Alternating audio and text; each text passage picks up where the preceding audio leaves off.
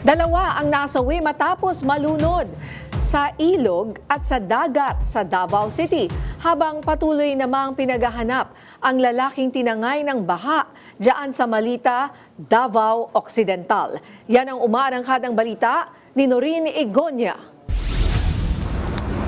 Nasaksihan pa ng isang residente ang paghingi ng saklolo ng lalaking ito habang nalulunod sa dagat sa Davao City Coastal Road, Barangay Punta Dumalaga, Matina, Aplaya nitong Huwebes, Hulyo 16. Sa isa pang video, makikitang ni-revive pa ng miyembro ng Dragon Boat Team na nasa lugar upang mag-ensayo ang biktima matapos iahon sa dagat. Sinubukan pa siyang dalhin ng mga responders sa ospital pero binawian din ng buhay.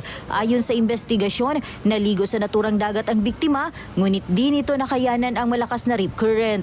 Samantala, natagpuan naman ang bangkay ng 14 anyos na lalaki na nalunod sa Davao River matapos makipaglaro sa kanyang mga kaibigan. Nawala nito nga Sabado ang biktima na kinilalang si Angelo Cabudol. Agad na nagsagawa ng rescue operations ng Central 911, ngunit dahil sa masamang panahon, naantala ang operasyon. Nitong Lunes, Hulyo 20, natagpuan ang kanyang bangkay. Hindi matanggap ng kanyang pamilya ang kanyang maagang pagpanaw.